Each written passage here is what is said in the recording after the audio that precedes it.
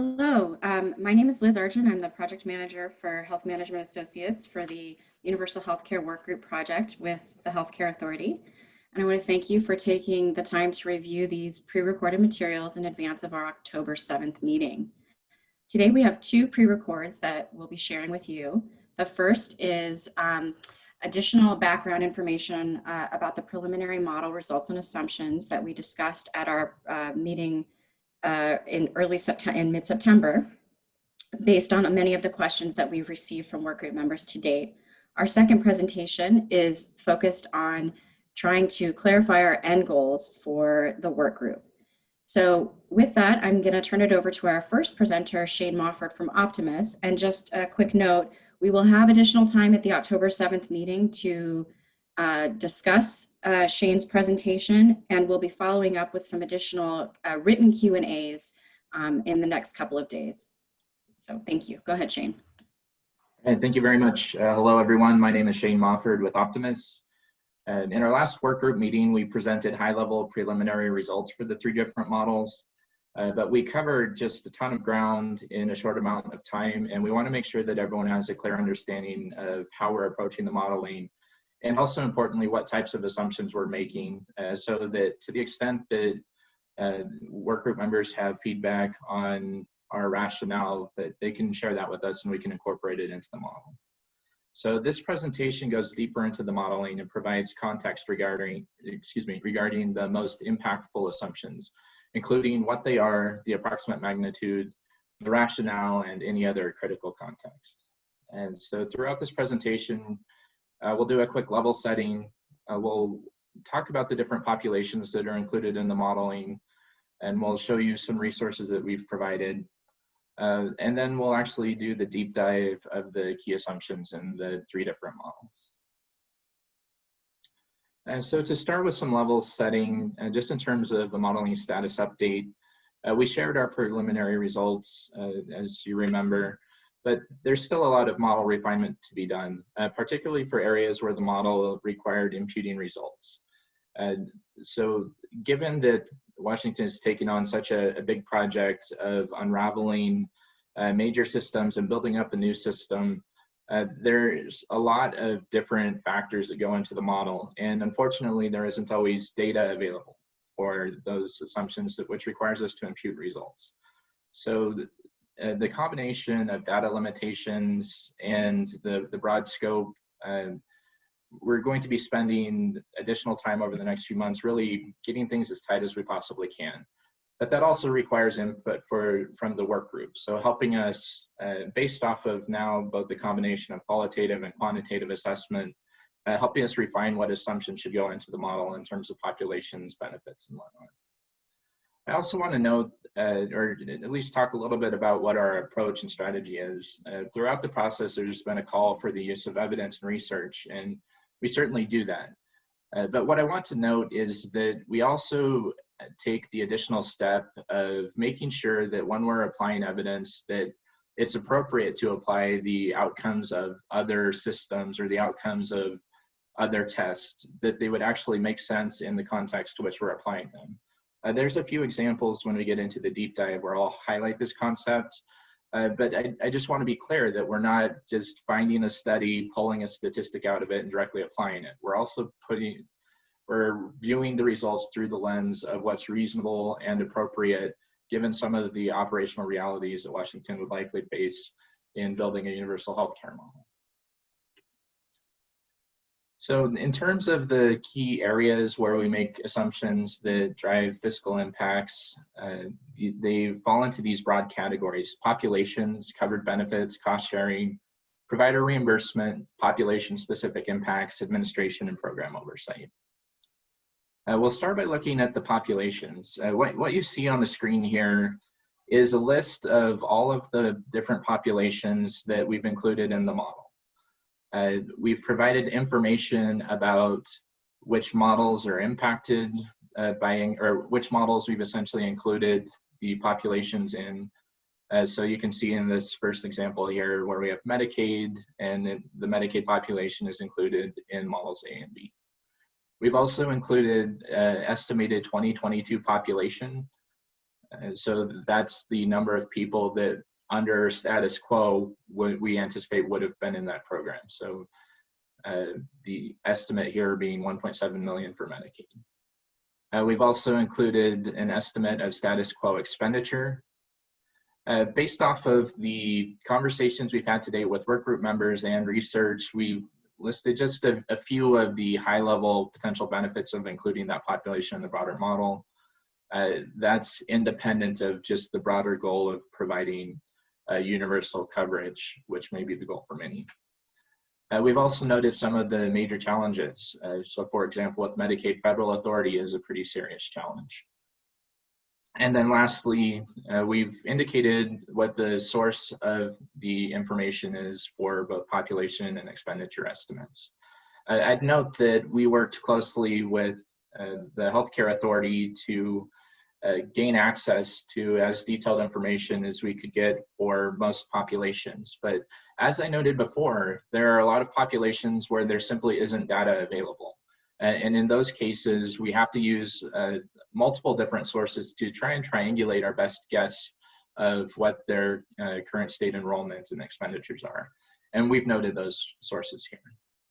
So I'm not going to walk through the detail of all of the different populations. I would just note that based off of how I framed this, you can see what our assumptions are for the different populations. And then lastly, that every population that's listed here in this table is included as part of our dynamic model. So we can pull these populations in and out of the model relatively easily, or develop incremental impacts for each individual population if that's useful. The results that we've shown to date make the assumptions on which populations are included based off of what's listed in the second column, so the model impacted. So this is pretty key. So we would request that the workgroup members review this information and help us come to a conclusion on what that final set of populations should be included in the report, with the caveat that at the request of the workgroup, we could include a scenario or two for other populations as well. So this slide provides an overview of Model A, the universal coverage that is state administered. It shows you all of the major assumptions by category that are made that drive this ultimate fiscal impact that's described in the bottom.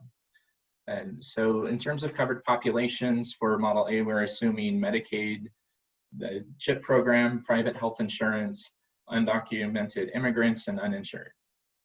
For benefits, we assume essential health benefits, dental, vision, and long-term care. Per workgroup's guidance, we have not included cost sharing. That actually drives two assumptions. So all of the costs that would have previously been assumed by individuals would now be included as part of the plan and funded by taxpayers, so no cost sharing. And then second, that there is an expected impact on utilization due to the lack of cost sharing. So we've included a separate assumption regarding that.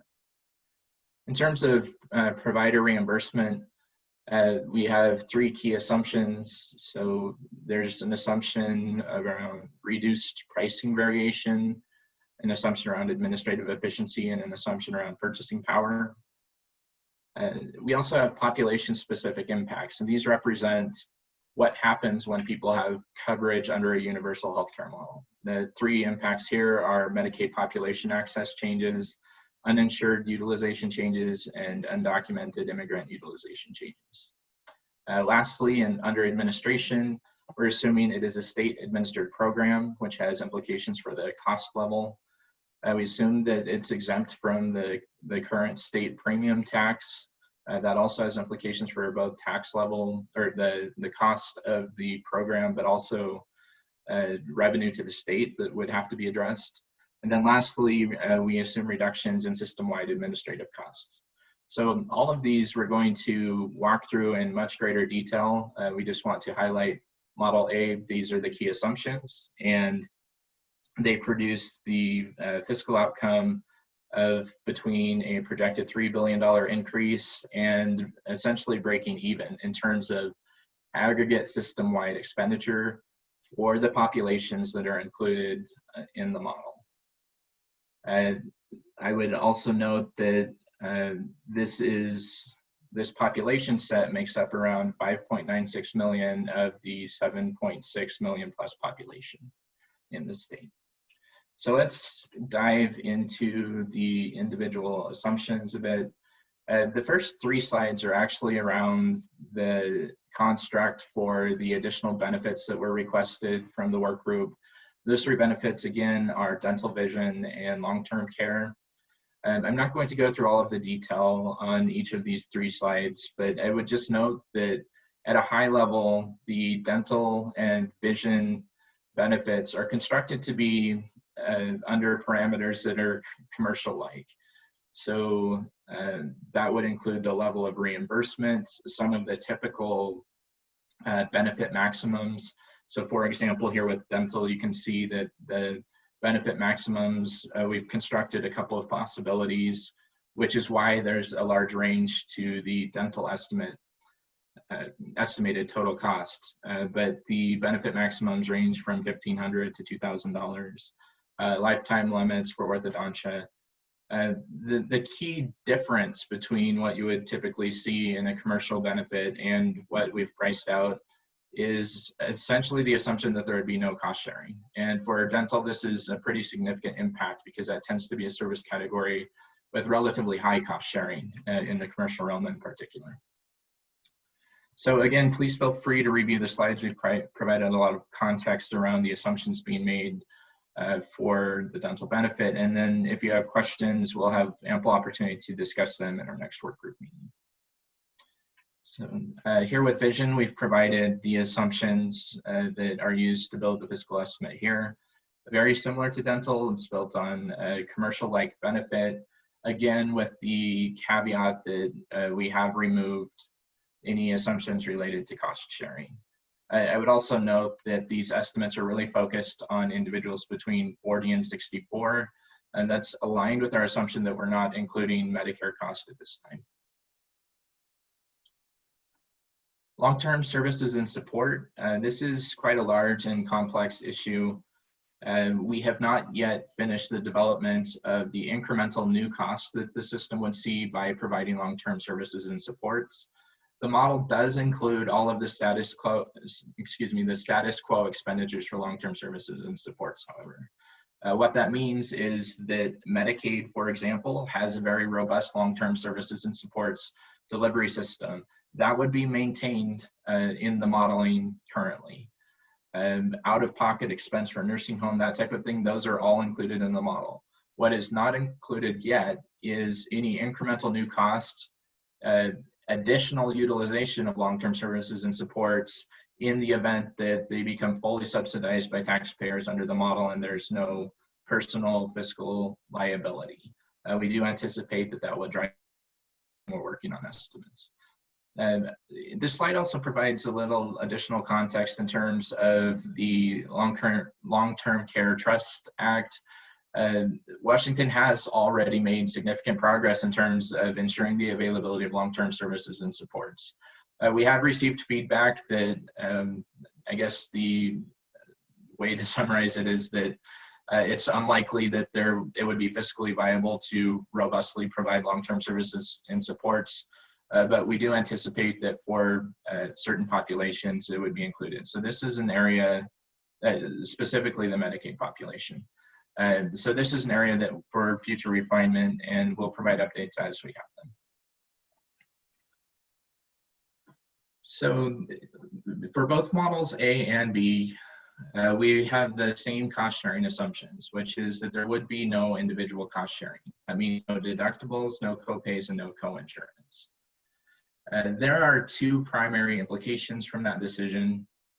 First and foremost, we're estimating that approximately $6.4 billion in projected status quo out-of-pocket costs that would be borne by utilizers will instead be baked into the cost of the universal healthcare plan, and then becomes the liability of whatever financing mechanism is applied, so presumably taxes.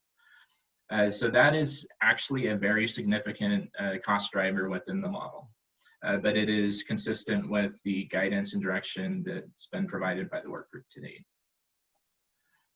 The second impact of removing cost sharing is that we anticipate that there would be utilization increases with a few small offsetting decreases that are predominantly focused on the private insurance population. So the status quo population of people getting services predominantly through the exchange or through their employer.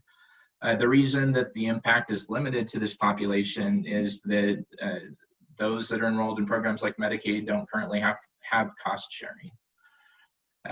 The aggregate adjustments across all of the different service categories for this population, they range between a 1% increase and a 1.75% increase. What I would note about this is that these are services where we believe that an individual didn't access services because there was a cost sharing barrier. So there's a fairly significant body of evidence around the fact that cost sharing can be a barrier to accessing care. What's tricky about this is that there is some research that suggests that when you don't have cost sharing, that some utilization can increase for example, with emergency room utilization for non-emergent conditions. So we have some small increases for outpatient services. Yes, that's correct, sorry. So we have some small increases for inpatient, outpatient physician. I believe we actually do have some increases for pharmacy utilization as well. And then we do have some small decreasing offsets for inpatient utilization that account for this substitution effect, which is that if people are accessing care when they need it, the likelihood that their conditions are exacerbated is lower. So cost sharing, extremely impactful in the model, both in terms of aggregate cost by shifting $6 billion from utilizers to the model, and then also anticipated impacts on utilization. Provider reimbursement, we have really two major assumptions here, and then a third one that we'll discuss on another slide.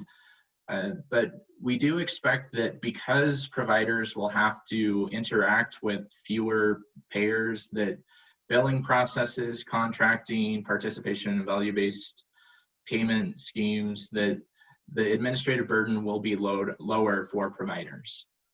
We've included an adjustment in the model that ranges between 0.5 to 1% for providers across all service categories.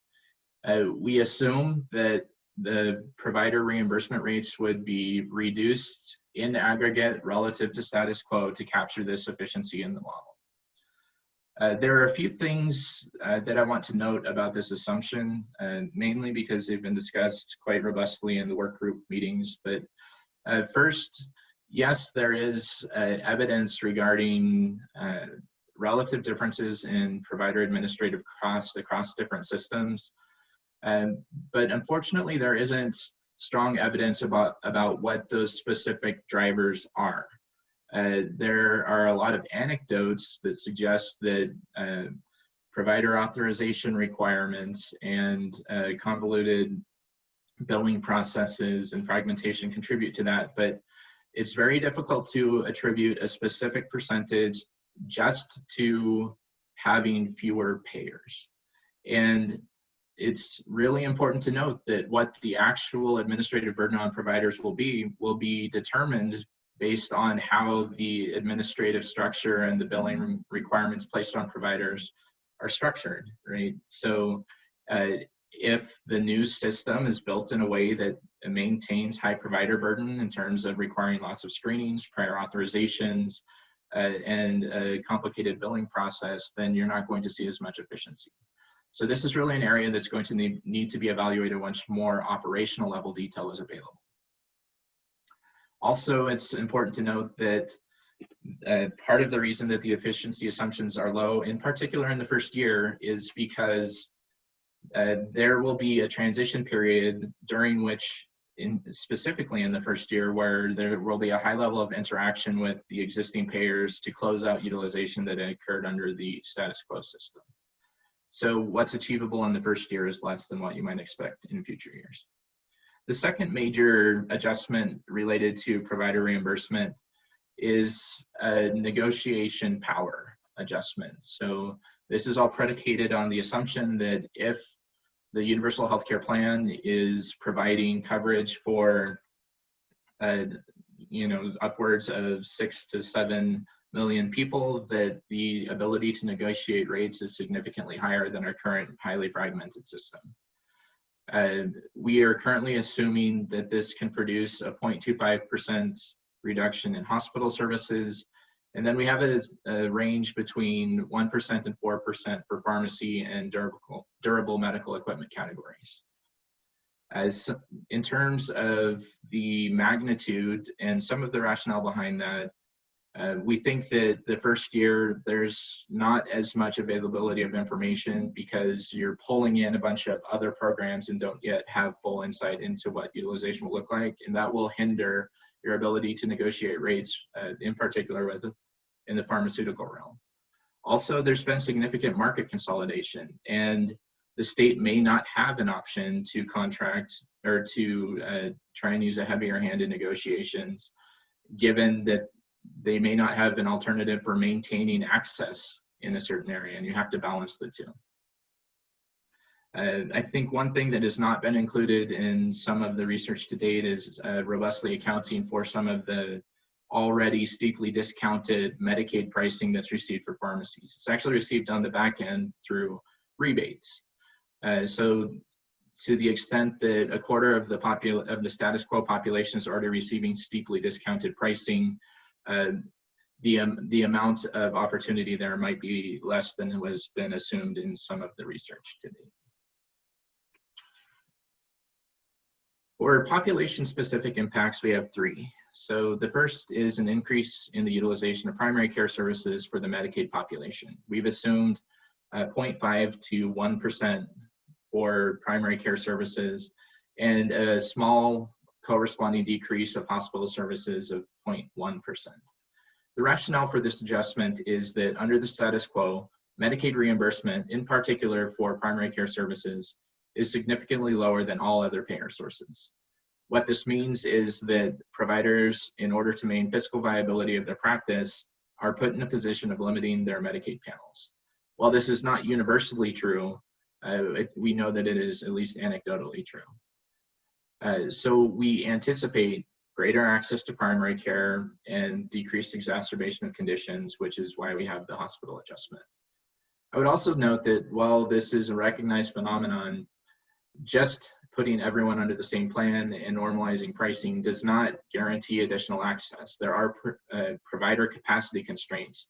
And while those may improve over time, they do serve as a limit in terms of how much additional access can be gained in the first year. The second adjustment is for an increase in utilization for the undocumented immigrant population. This is essentially just accounting for the fact that this population has much more limited access to insurance and support for healthcare services, and when they are under a plan fully covered, their status quo expenditure should increase significantly. We assume that this population will have similar utilization to the commercially insured population once they're covered in a similar manner to how commercially insured populations are covered. The third adjustment is an increase in utilization for the uninsured populations. It's a similar concept where when they have coverage, they are more likely to access services. However, the current system provides a lot of venues for the uninsured population to access care, and this includes subsidy programs that will be coming online in Washington. So the actual pool of uninsured individuals that might gain coverage under universal health care that otherwise wouldn't have by 2022 should be quite small. And it's likely limited to a subset of the population that doesn't have high utilization needs. So we increase their utilization to reflect that they have coverage, but we recognize that their utilization will not be at the same level as other populations. And then lastly, I just want to note in this section that in particular for the undocumented population and for the uninsured, we have really limited data to inform utilization assumptions for the population. So while we're assuming something similar to commercial, it's entirely possible that the actual experience might be different for this population. Another really significant impact is driven by the assumption around plan administrative costs.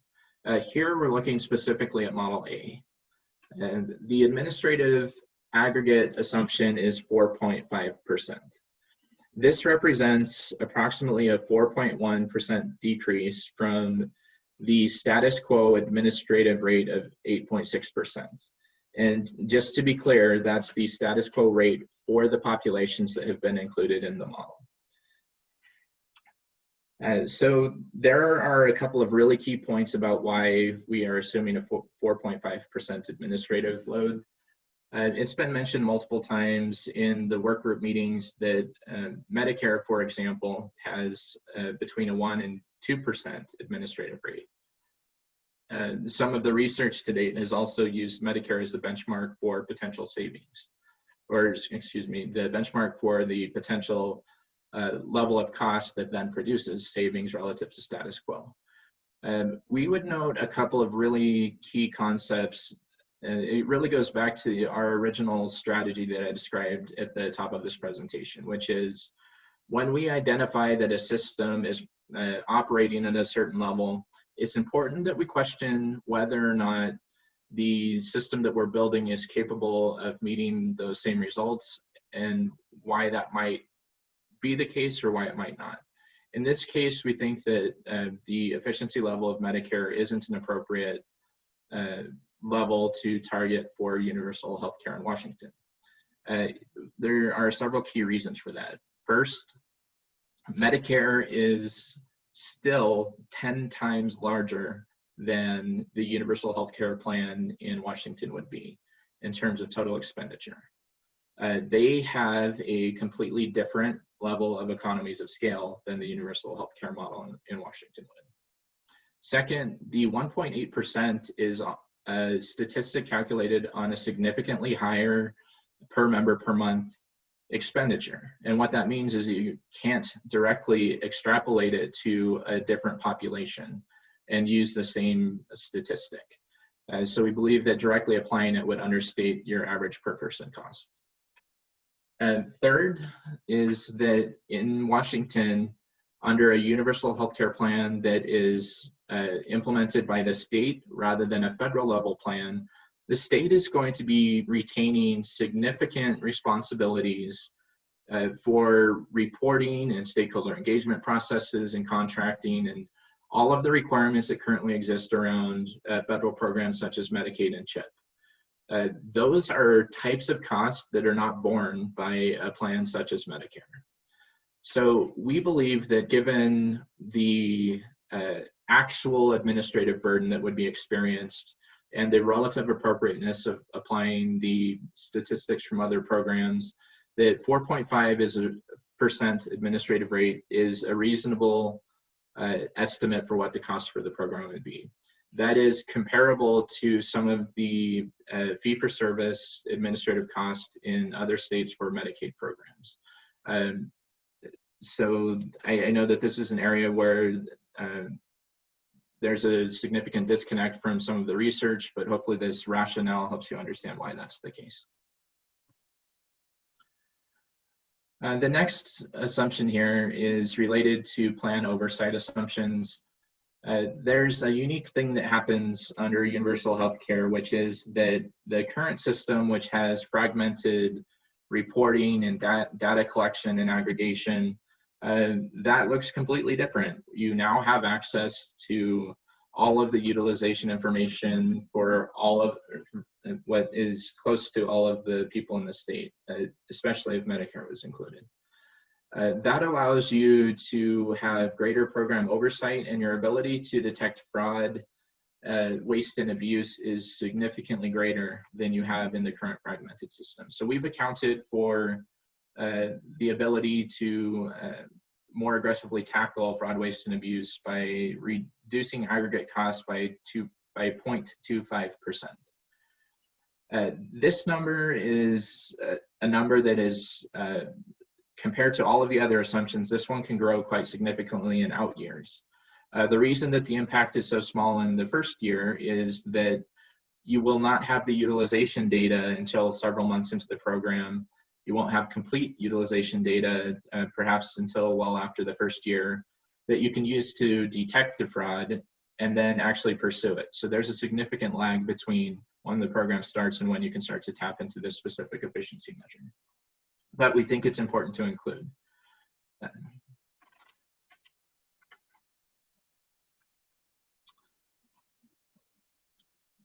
So the next slide, and my apologies, I thought I had corrected this, but this should be actually Model B, universal coverage for delegated administration. What I would note is that there's really one key difference between this model and Model A. So Model B, the universal coverage with delegated administration, the key difference is that rather than being state administered, the plan administration is delegated to managed care entities. So in terms of covered populations, benefits, cost sharing, provider reimbursement, population specific impacts, and some of the administrative assumptions, the plans really, or the models actually look quite similar. In practice, in terms of how things roll out and the fiscal impact, they look quite different though. So the difference between the status quo expenditures and the modeled cost under Plan B is that we would project a decrease of approximately $0.5 billion, up to an increase of $2.6 billion in aggregate expenditure. Now, it's important to keep in mind that we're including things in this model such as the cost sharing adjustments and all of these other factors. And those, a major one being the dental impact and vision as well. So you're adding cost, but the total system savings are not necessarily sufficient to offset those costs. And similar to Model A, the population included are the same, so the relative magnitude is close to 6 million. So the key difference in assumption is really around the cost, in terms of the fiscal impact modeling, it's really around the costs. So rather than the just over 4% that we assumed in the Model A, Model B has an assumption of 7.5%. Now, all of the things that I talked about previously in terms of what reasonable benchmarks are and what type of information we looked at, those still hold. There are really just a handful of key differences that increase the magnitude here. First and foremost, we're assuming that the plans would be at risk and that there is a risk premium baked into the administrative rate. We are also assuming that the state's premium tax would continue to apply, and those costs have to be factored in as well. So those are actually two of the key drivers between the difference in Model A's assumption for administrative costs and Model B's assumption for administrative costs. We aren't going through all of the detailed assumptions for Model B because, as I said, the primary difference is for the administration. Moving to Model C, the close the gap, that's essentially that the world runs as it would under status quo, but there would be a program to capture the uninsured population. Presumably, there is a coverage option or a subsidy program for all populations except for this one. So in terms of covered populations, we're looking really specifically at the subset that would be the undocumented immigrants. In terms of benefits, we assume the essential health plan benefits, cost sharing, the standard allowable cost sharing for exchange plans, provider reimbursement consistent with the cascade care parameters, and then population-specific impacts. It's similar to what I described previously, where current utilization is likely much lower than it would be if they had, if this population had access to insurance. And then administration, standard exchange plan, administrative costs. I would note here that we are assuming that there would be a program for this population that is based off of a commercial-like or exchange program. Another option would be to potentially have a Medicaid lookalike program, which would have Medicaid levels of reimbursement and more of the program framework for Medicaid than for something that is off of the exchange. So this is an area where we could certainly use some feedback from the work group in terms of if we are closing the gap by covering this population through a new mechanism, which program do we want to model? So in summary here, there are countless financial intricacies associated with unraveling all of the different deeply institutionalized programs and replacing them with a single comprehensive system. So there are a lot of assumptions in the model. And there are probably literally hundreds, actually. What we've done today is that we've provided more detail around the assumptions that are really relevant for work group discussion and where we think that feedback would be most valuable. But we want to have a transparent process, so please let us know if you want more information on other aspects of the model. Another key point is that the assumptions are designed to recognize that not all efficiencies are achievable from day one of the program.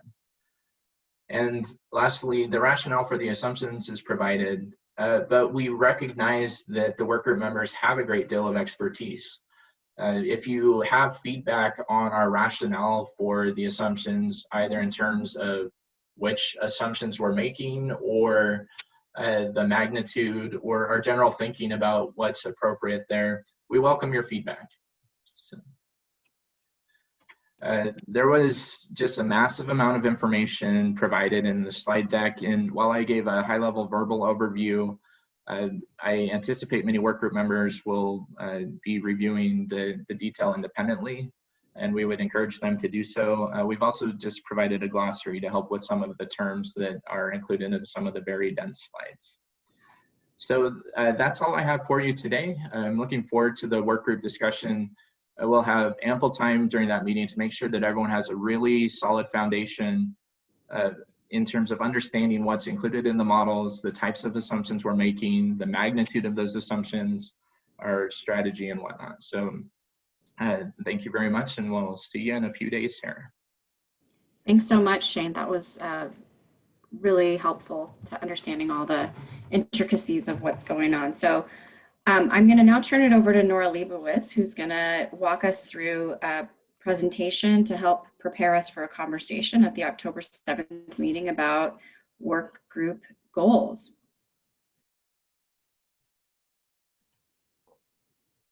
Everything looks great, Nora, go ahead.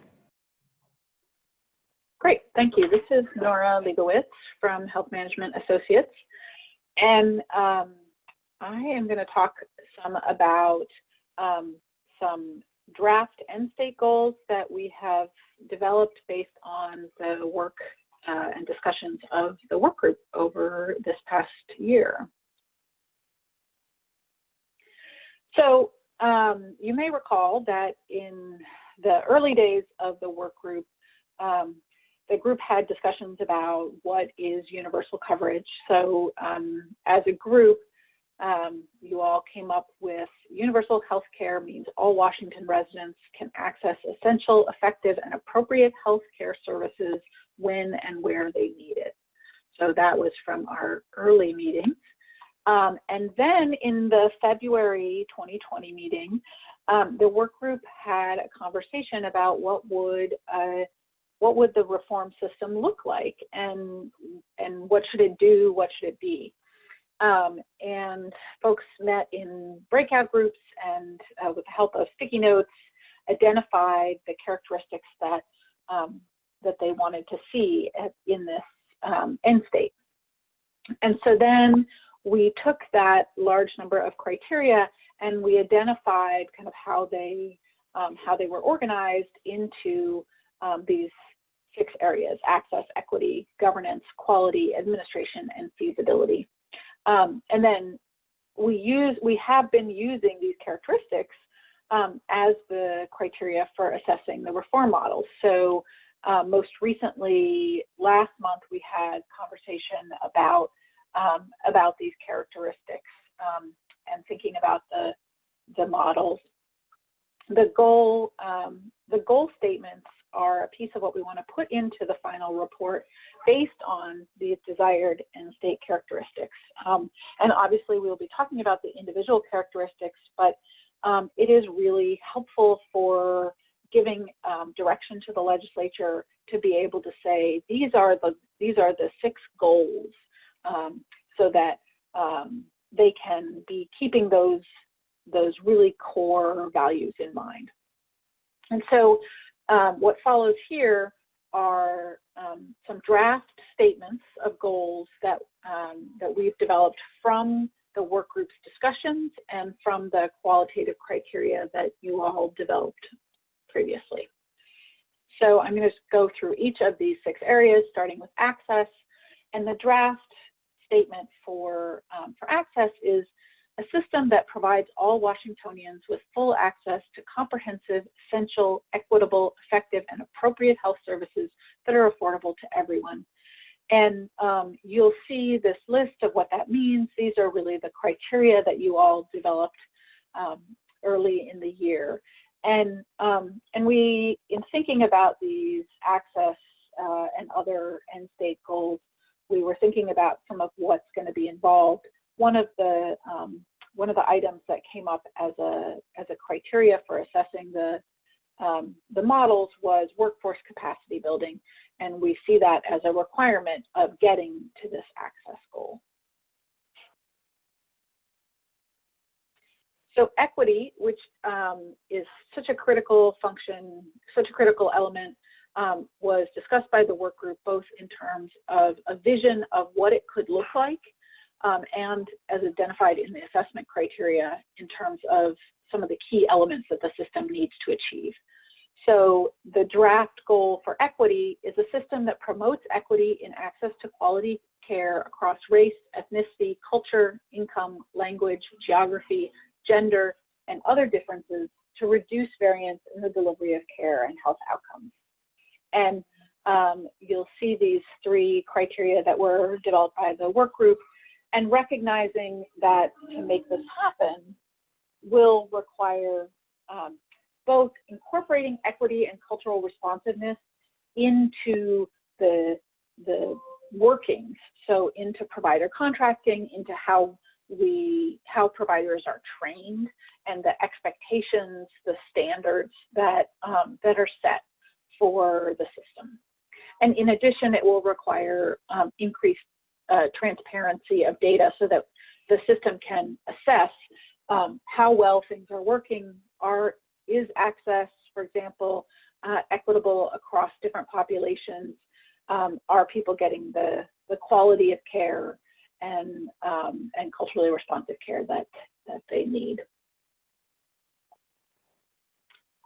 For governance, the draft goal is transparent, accountable governance that maintains tribal sovereignty, includes the voices of patients, community-based organizations, and the delivery system, and ensures person-centered care.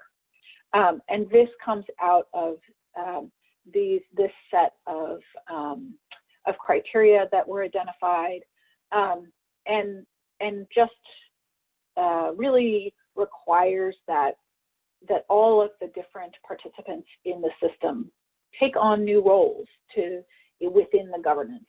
And that includes the state health system, consumers, tribes, and community members at large. Everybody's going to have to shift how things work and have increased openness. For the quality draft goal, that's a system that promotes the consistent delivery of quality healthcare. And you'll notice that the criteria that are listed here are look a lot like the equity ones, and that's really because of this issue of consistent delivery, and that quality be not hinged on the who the patient is, but just is delivered in a consistent way, high quality for all. And again, you'll not be surprised to see that this is going to require more data and both data sharing and transparency of data, so that healthcare quality and outcomes can be monitored. across populations and to ensure quality. And as well, that quality healthcare is not just giving everyone coverage, not just giving everyone access, but making sure that what is being purchased with that coverage is of value. So implementing value-based payment structures that provide incentives for good care. For the draft administration goal, this is an administratively simple and efficient system that manages costs effectively in a way that promotes value. As was discussed in the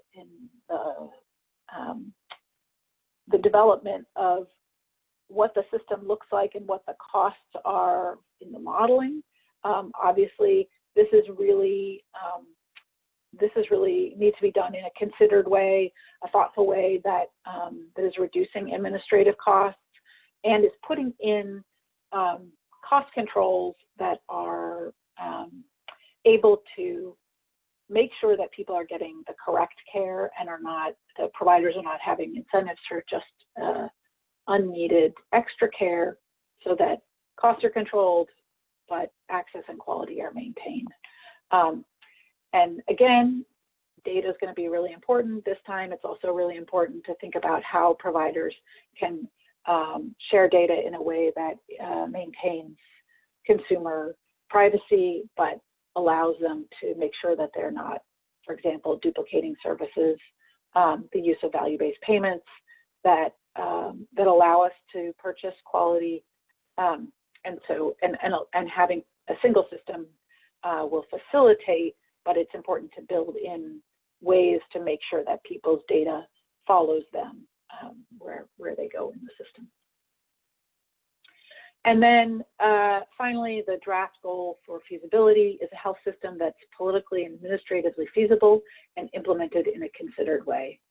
And that recognizes the range of challenges that we talked about in the September meeting around implementation, and that as well, that it's being built in a way that both understands the impacts that on various delivery system stakeholders, but also addresses that so that the program can be built and successful over time. And that really runs the gamut from current insurers and providers to the entities that purchase coverage, individuals who have coverage, who don't have coverage, and a range of stakeholders. And as we discussed in September, this is going to require a series of federal approvals for the way that programs run now and what the rules are that govern those, as well as state law and regulatory changes to make this happen. So now is the part where I get to tell you your homework.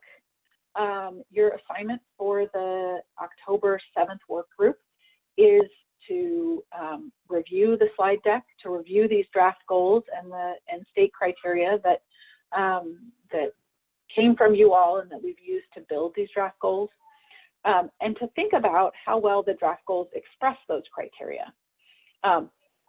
Thinking at the high level, what is involved in achieving those goals, if there are additional this will require elements, we're interested in that, so that you're really prepared to come and talk about any edits to the draft goals and additions to that, to what is required to make those things happen. We're going to talk about these in small groups and then come back the way that we have to share the breakout groups' thoughts. I think it's really important to note that there will be a whole section, significant section in the report on the more detailed assessment of criteria. So for this piece, really keep in mind that we're trying to synthesize very complex ideas in these goals. So the idea is not to have multiple statements, but to think about making sure that the statements that we end up with after our discussion feel robust and useful to the group. So please come prepared to talk about what you think should be added to these draft goals, what should be adjusted, and what you would add to the list of what is required to make these goals come to life. So thank you very much, and we'll have a great discussion on October 7th.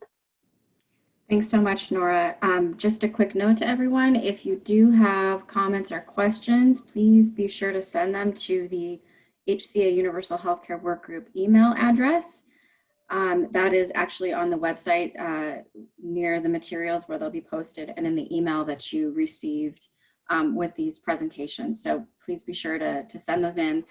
And again, we'll also be, you'll be able to get the slides that were shared today, as well as some additional materials for October 7th. So again, thank you for taking the time to listen today. And we look forward to a robust discussion on October 7th.